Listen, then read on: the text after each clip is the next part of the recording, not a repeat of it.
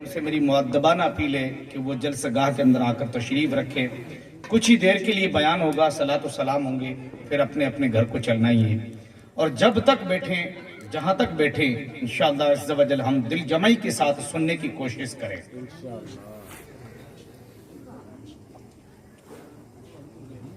प्यारे प्यारे और मीठे मीठे इस्लामी भाइयों, अच्छी अच्छी नीयतों के साथ बयान सुनने की सआदत हासिल करेंगे। मैं नियत करता हूं कि रब की रिजा के लिए बयान करूंगा, ना कि अपनी धाक बिठाने के लिए।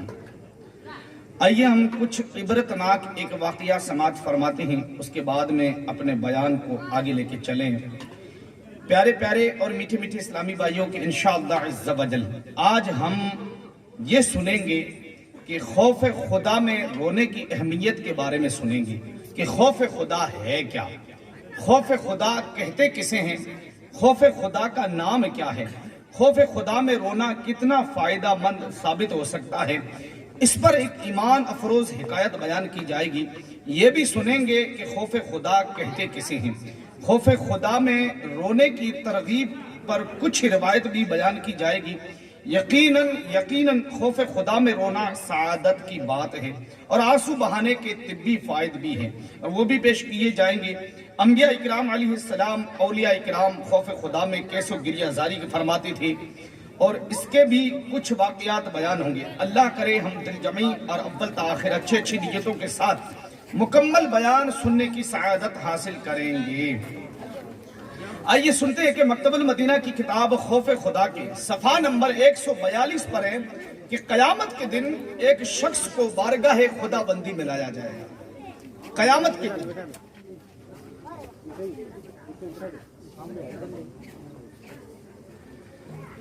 क़यामत के दिन बारगाह खुदा बंदी में लाया जाएगा। उसे उसका अमाल नामा दिया जाएगा और उसमें कसीर गुनाह पाएगा। फिर अर्ज करेगा, या इलाही, मैंने तो ये गुनाह किए ही नहीं है। अल्लाह पाक इरशाद फरमाएगा तो इसमें कसीर गुनाह पाएगा। फिर अर्ज करेगा, अल्लाह पाक इरशाद फरमाएगा, मेरे पास इसके मजबूत गवाह हैं। वो बंदा अपने दाएं बाएं मुड़कर देखेगा लेकिन किसी गवाह को मौजूद ना पाएगा, और वो कहेगा, या रब, वो गवाह कहाँ है? तो अल्लाह करीम उसके आज़ा को गवाही देने का हुक्म देगा। कान कहेंगे, हाँ हमने हराम सुना और हम इस पर गवाह हैं। आंखें कहेगी, हाँ हमने हराम देखा। जबान कहेगी, हाँ मैंने हराम बोला था। इस तरह हाथ और पांव कहेंगे, हाँ हमने हराम की तरफ बढ़े थे, वगैरह वगैरह। वो बंदा ये सुनकर हैरान रह जाएगा। जब ये चारों तरफ से आवाज आने लगेगी ना, तो बंदा ये सुनकर हैरान हो जाएगा। चारों तरफ डगर डगर डगर डगर देखने लगेगा कि मौला ये आवाज आती कहां से है। अल्लाह अकबर। फिर जब अल्लाह पाक उसके लिए जहन्नम में जाने का हुक्म फरमा देगा, तो उस शख्स की सीधी आंख का एक बाल रब्बे करीम से कुछ अर्ज करने की इजाजत तलब करेगा, और इजाजत मिलने पर अर्ज करेगा, इलाही, क्या तूने नहीं फरमाया था कि मेरा जो बंदा अपनी आंख के किसी बाल को मेरे खौफ में बहाए जाने वाले आंसुओं में तर करेगा, मैं उसकी बख्शिश फरमा दूंगा, मैं उसकी बख्शिश फरमा दूंगा।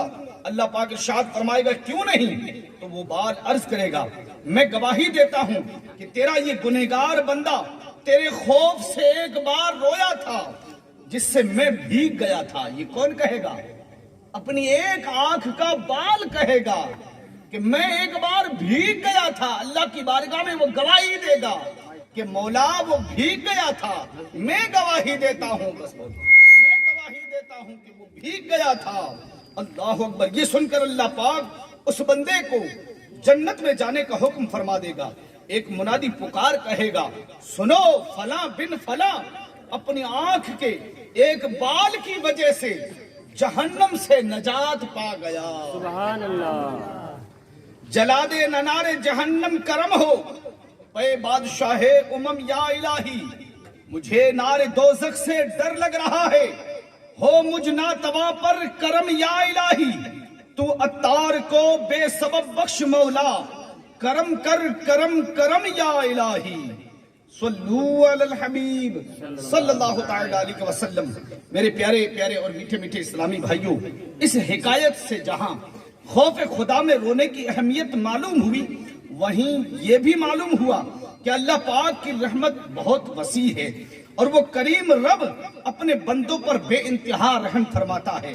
دنیا کا اصول ہے کہ غلطی پر ہاتھوں ہاتھ ڈانٹ یا سزا ملتی ہے، مگر قربان جائیے اپنے رب کریم کی بخشش اور رحمت پر کہ نافرمانیوں کی کثرت کے باوجود بھی وہ بھی ہماری پردہ پوشی فرماتا ہے۔ گناہوں کے باوجود ہمارا رب کریم ہمارا رزق بند نہیں کرتا، گناہوں کے باوجود ہمارا رب کریم ہماری آنکھوں کی روشنی نہیں لیتا، گناہوں کے باوجود ہمارا رب کریم کہ ہماری آنکھوں کی روشنی نہیں لیتا، گناہوں کے باوجود ہمارا رب کریم ہماری سننے کی طاقت کو واپس نہیں لیتا، گناہوں کی کثرت کے باوجود ہمارا رب کریم ہماری قوت گواہی بولنے کی طاقت سے ہمیں محروم نہیں فرماتا، گناہوں کی کثرت کے باوجود ہمارا رب کریم ہمیں پاؤں کی نعمت سے محروم نہیں فرماتا، گناہوں کی کثرت کے باوجود ہمارا رب کریم ہمیں ہاتھوں کی نعمت سے محروم نہیں فرماتا، خطاؤں کی بھرمار کے باوجود ہمیں اپنے کرم والے دروازے سے دور نہیں کرتا۔ وہ کریم محض اپنے فضل و رحمت سے گناہوں کو چھپا دیتا ہے، کیونکہ اس کی رحمت اس کے غضب پر حاوی ہے۔ مگر ایک اصول یاد رہے کہ ہم رب کے بندے ہیں، وہ ہمارا مالک ہے، ہم اس بات کے پابند ہیں کہ اس کے احکام پر عمل کریں، پھر اس کا کرم ہے کہ جس کی کوئی حد نہیں۔ یہ بات حقیقت ہے۔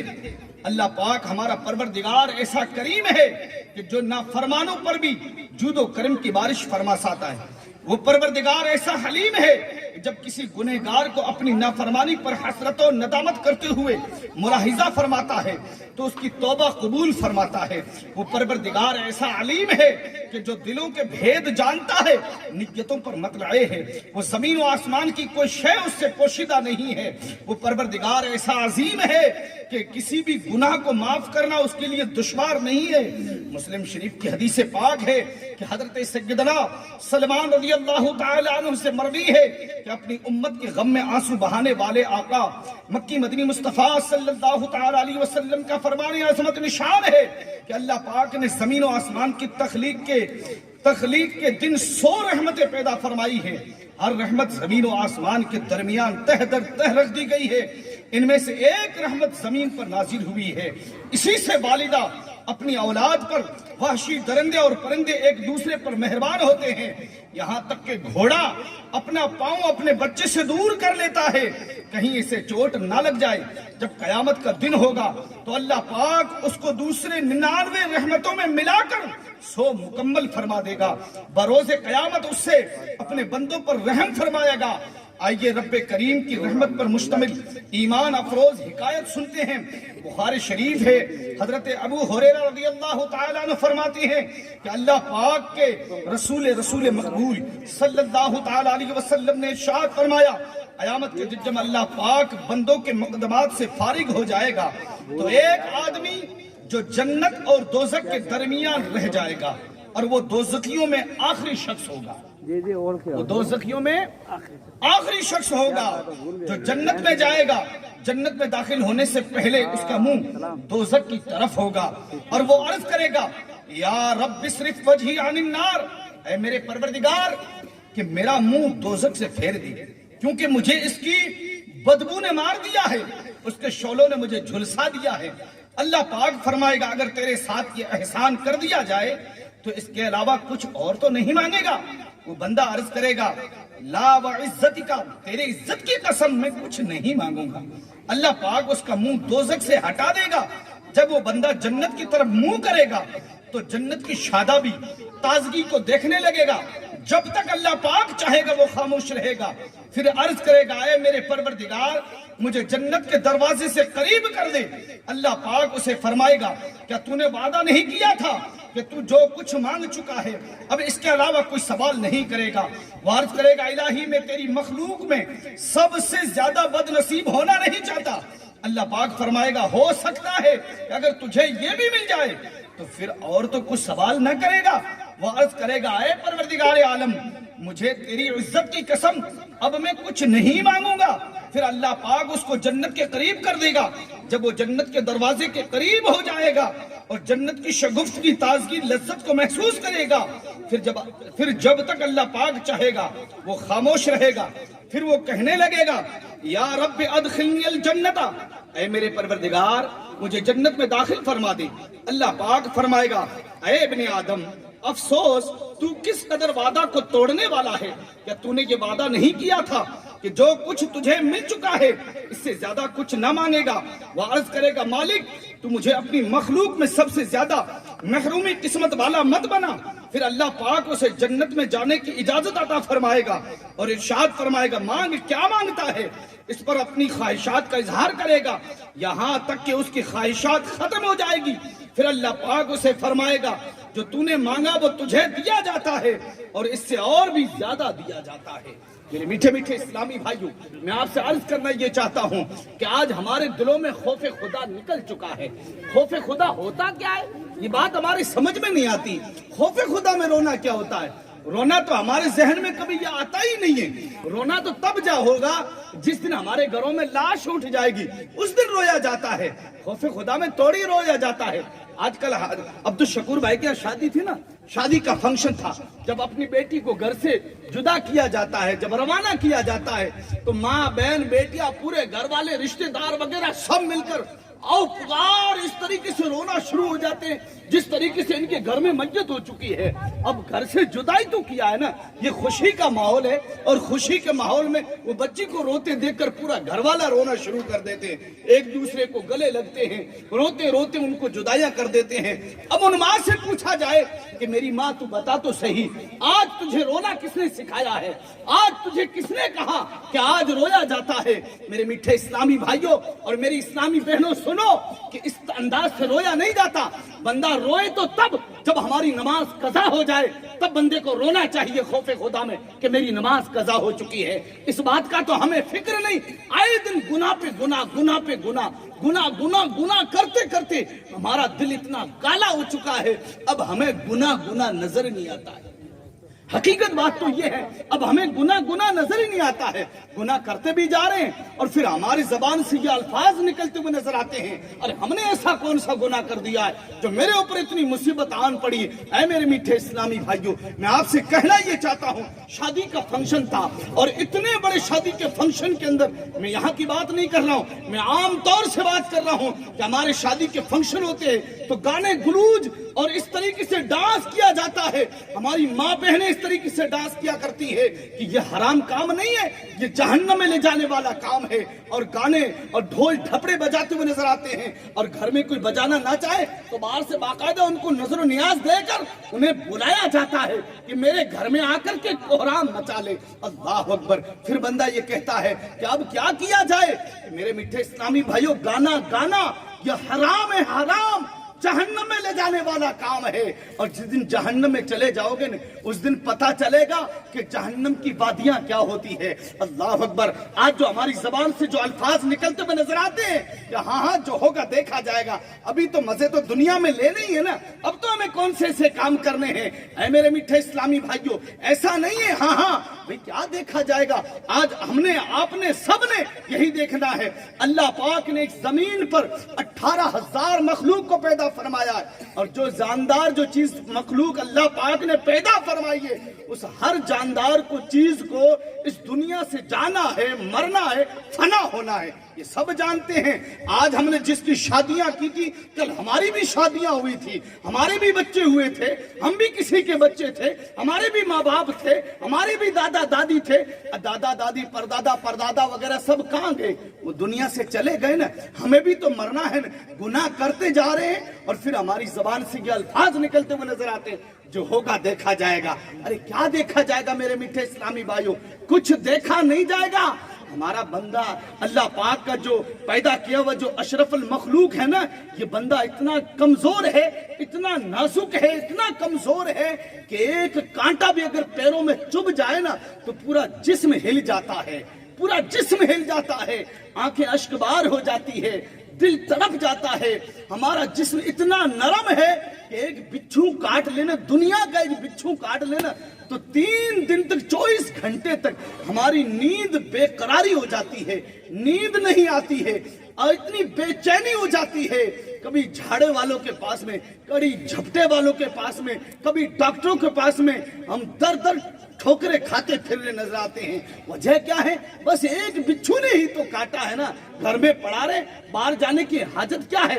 नहीं नहीं मेरे मीठे इस्लामी भाइयों, हमारा जिस्म बड़ा नाजुक है, हम कोई कमजोर इंसान है ना, इस कमजोर इंसान को जहन्नम की आग से हम बचाने की कोशिश करें। हम गुनाह करते जा रहे हैं, हमें गुनाह नजर नहीं आता है। हम गुनाह अब बंदा ये कहता है कि हजरत मैंने कौन सा गुनाह कर दिया है? तो मेरे मीठे इस्लामी भाइयों, मैं आपसे कहना ये चाहता हूं कि नमाज फजर को कज़ा कर देना क्या ये गुनाह नहीं है? नमाज जोहर को कज़ा कर देना क्या ये गुनाह नहीं है? नमाज असर को कज़ा कर देना क्या ये गुनाह नहीं है? नमाज इशा को कज़ा कर देना क्या ये गुनाह नहीं है? नमाज फजर को कज़ा कर देना क्या ये गुनाह नहीं है? हमने शादी के फंक्शन बड़े बड़े तो किए हैं, लेकिन मेरा बाप रूठा बैठा है क्या ये गुनाह नहीं है? मेरी फूफियां रूठी बैठी है क्या ये गुनाह नहीं है? मेरे रिश्तेदार मेरे घर पे आते नहीं है क्या ये गुनाह नहीं है? मेरे मीठे इस्लामी भाइयों, हमसे राजी कौन है?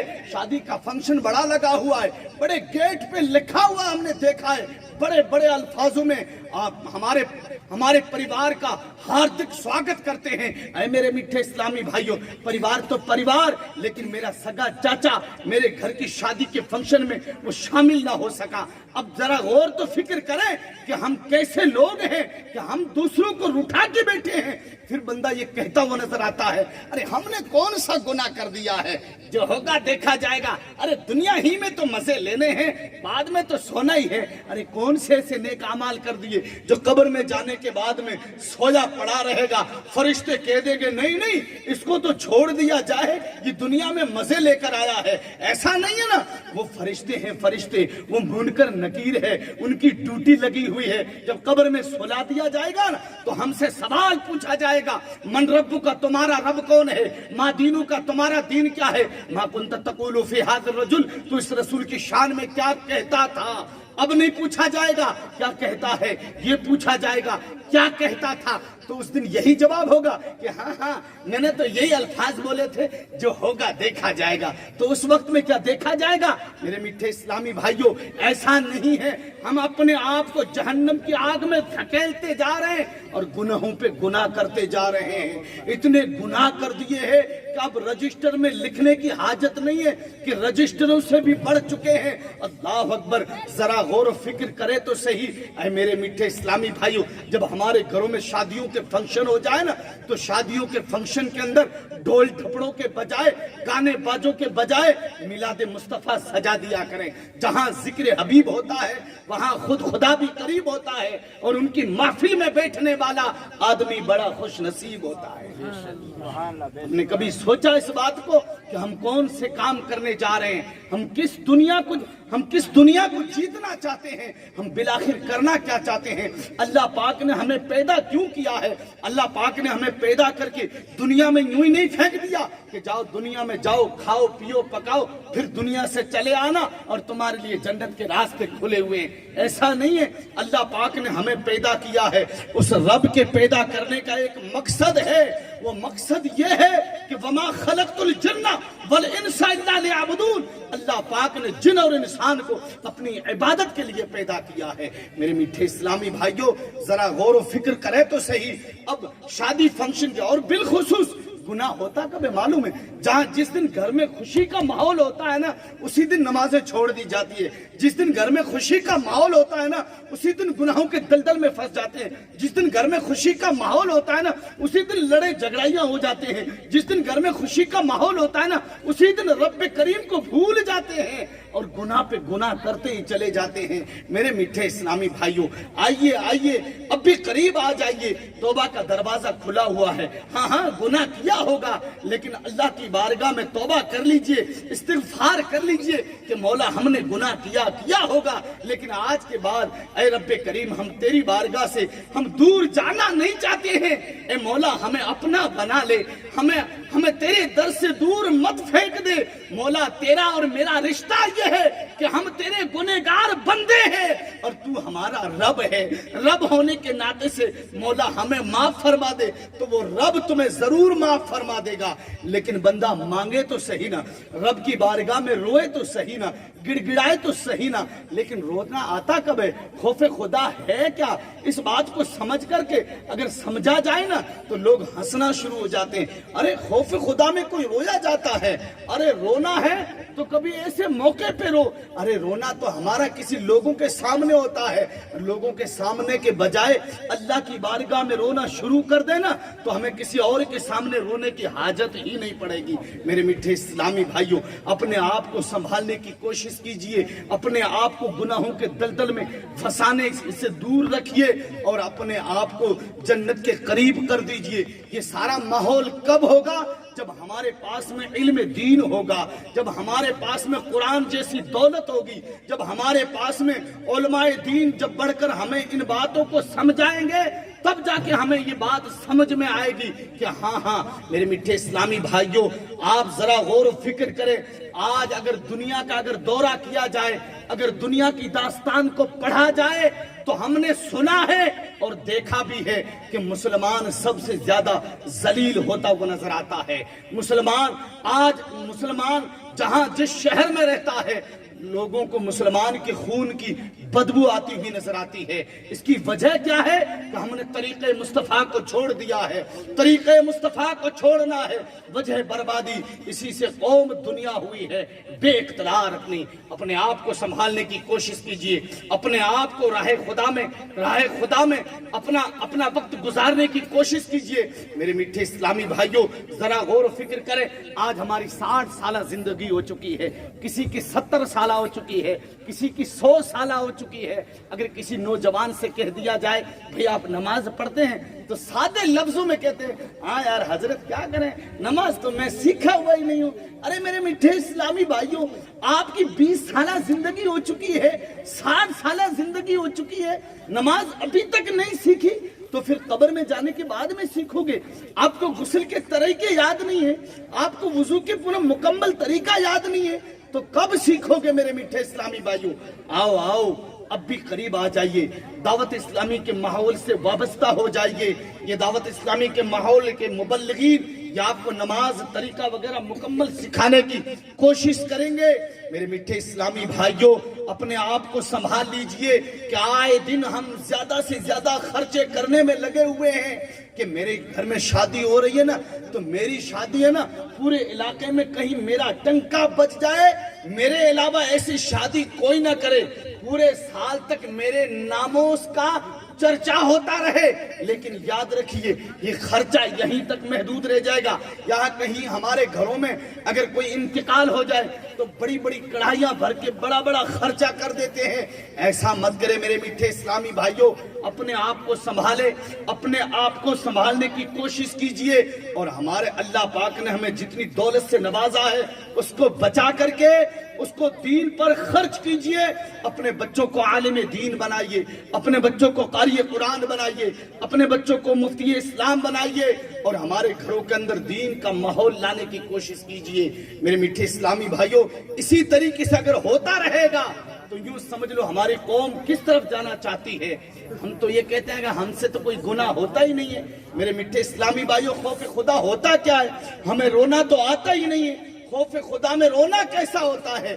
رونا تو اس دن ہوگا کہ جس دن ہمارے گھر میں لاش اٹھ جائے گی، موت ہو جائے گی، مؤذن صاحب اذان کے بعد میں فوراً اعلان کر دے گا کہ فلاں بن فلاں کا انتقال ہو چکا ہے، امام صاحب چل کر کے فوراً اسے کفن پہنا دیا جائے گا، پورے گھر میں کوہرام مچ جائے گا۔ اب چاروں طرف سے رونے دھونے کی آواز آتی ہوئی نظر آتی ہے۔ اب ان نوجوانوں سے پوچھا جائے کہ اب کس نے کہا کہ تو رونا شروع کر دے، اب کس نے کہا تو رونا دھونا شروع کر دے؟ لیکن میرے میٹھے اسلامی بھائیوں، اب رونے سے کوئی فائدہ حاصل نہیں ہوگا۔ رونا ہے تو ابھی رو لے، اپنی قسمت پہ رو لے کہ مجھے اللہ رب العزت نے صحیح سلامت والی زندگی عطا فرمائی ہے۔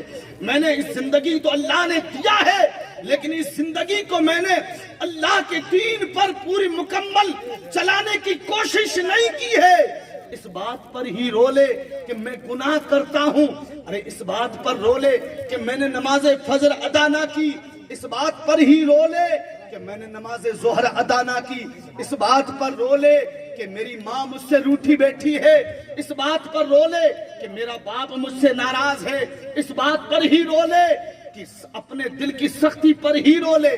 لیکن اب تو رونا آتا کہاں سے ہے؟ اب تو رونا کس نے سکھا دیا ہے؟ میرے میٹھے اسلامی بھائیوں، ذرا غور و فکر کریں کہ ہم کون سے دلدل میں جانا چاہتے ہیں۔ لیکن ہم بڑے بڑے بول تو بولتے ہیں کہ امی جان میں تجھ سے محبت کرتا ہوں، اے امی جان میں تجھ سے عشق کرتا ہوں، اے امی جان میں تجھ سے محبت کرتا ہوں۔ لیکن میں آپ سے کہنا یہ چاہتا ہوں کہ کڑاکے کی دھوپ پڑ رہی ہو اور امی جان آپ سے کہہ دے بیٹا لے 10 روپے لے، ابھی فلودی شہر اتنا دور ہے، پیدل جا اور پیدل آ، 10 روپے کا سامان لا، لیکن وہ بیٹا کہتا ہوا نظر آئے گا لیکن کڑاکے کی دھوپ پڑ رہی ہے، اے امی جان اب میں جا نہیں سکتا ہوں۔ لیکن یاد رکھیے میرے میٹھے اسلامی بھائیوں، اس کے نام محبت نہیں ہے، اس کا نام عشق نہیں ہے۔ عشق تو وہ ہے، محبت تو وہ ہے جو حکم دے اس سے پہلے وہ کام تو ہو جانا چاہیے۔ لیکن یاد رکھیے میرے میٹھے اسلامی بھائیوں، ہم نے اپنے آپ کو بھلا دیا ہے، ہم اپنے آپ کو ایک جہنم کی وادی میں دھکیلتے جا رہے ہیں۔ اپنے آپ کو بچا لیجئے میرے میٹھے اسلامی بھائیوں۔ جو میری آواز سن رہے ہیں ان سے میری مؤدبانہ اپیل ہے، میری ان سے گزارش ہے کہ اپنے گھروں کے اندر خرچے کم کر دے اور اپنے بچوں کو عالم دین بنائے یا کسی یونیورسٹی میں پڑھائے، اپنے بچوں کو ڈاکٹر بنائے، اپنے بچوں کو پروفیسر بنائے، اپنے بچوں کو انجینئر بنائے، اپنے بچوں کو دنیا کے اعلیٰ تعلیم دلائے۔ لیکن یہ خرچے کم کر دیں، یہ خرچے کم ہوں گے تو یوں سمجھ لو ہماری قوم آگے چلتی ہوئی نظر آئے گی۔ یاد رکھیے میرے میٹھے اسلامی بھائیوں، یہ کوئی باہر سے آنے والا کوئی مولانا کم کر کے نہیں جائے گا، آپ کو صرف بتانے والا ہے۔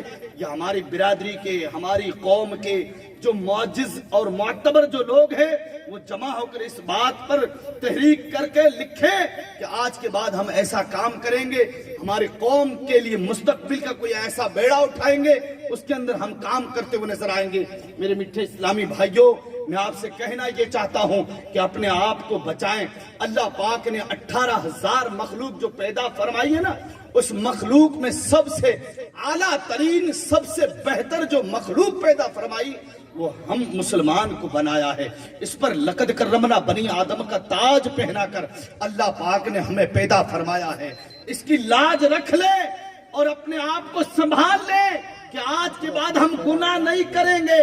اے میرے میٹھے اسلامی بھائیوں، ذرا سوچے تو صحیح کہ ہماری 60 سالہ زندگی، 70 سالہ زندگی، ابھی بھی نماز نہیں پڑھتے ہیں اور بے نمازی 2 روپے آ گئے تو فوراً حج کے لیے روانہ ہو جاتے ہیں، اور حج کے لیے جاتے بھی ہیں نا تو نہ تو ارکان کا معلوم ہے، نہ فرائض کا معلوم ہے، نہ کسی رکن کا پتہ ہے۔ بس واپس آنے کے بعد میں لوگ ہمیں کہہ دیں گے دیکھو یہ حاجی صاحب ہے، یہ فلاں صاحب ہے، یہ فلاں صاحب ہے۔ لیکن حاجی صاحب، فلاں صاحب نام یہیں پر دھرے رہ جائیں گے، ہمارے جو نامہ اعمال میں نیکیاں ہوگی وہی کام آنے والی ہے۔ قبر کے اندر یہ نہیں پوچھا جائے گا کہ دنیا میں تجھے حاجی صاحب کہتا تھا یا دنیا میں تیرا نام ترم خان سے نوازے جاتے تھے۔ نہیں، قبر کے اندر تو یہ پوچھا جائے گا من رب کا، تمہارا رب کون ہے، ما دینو کا، تمہارا دین کیا ہے، ما کنت تقول فی ھذا الرجل، تو اس رسول کی شان میں کیا کہتا تھا، یہ سوال کیے جائیں گے۔ اے میرے میٹھے اسلامی بھائیوں، میں آپ سے پوچھنا یہ چاہتا ہوں کیا اس دن ہمارا جواب یہ ہوگا کہ جو ہوگا دیکھا جائے گا؟ نہیں، وہاں سے چل کر پل صراط ہوگا، بال سے باریک، تلوار سے تیز ہوگا، لوگ کٹ کٹ کر گر رہے ہوں گے اور آؤ پکار لگی ہوگی۔ کیا اس وقت میں ہم کہیں گے کہ جو ہوگا دیکھا جائے گا؟ ارے نامہ اعمال تول کر ہمارے الٹے ہاتھ میں تھما دیا جائے گا، کیا اس وقت میں ہم کہیں گے کہ جو ہوگا دیکھا جائے گا؟ اس وقت میں کچھ نہیں دیکھا جائے گا۔ جو دیکھنا ہے ابھی دیکھ لے، جو کرنا ہے ابھی کر لے۔ میرے میٹھے اسلامی بھائیوں، آج شادی کے فنکشن کے اندر ہم جمع ہوئے ہیں، اللہ پاک نے ہم کو یہ توفیق دی کہ ہم ذکر مصطفیٰ میں بیٹھے ہیں۔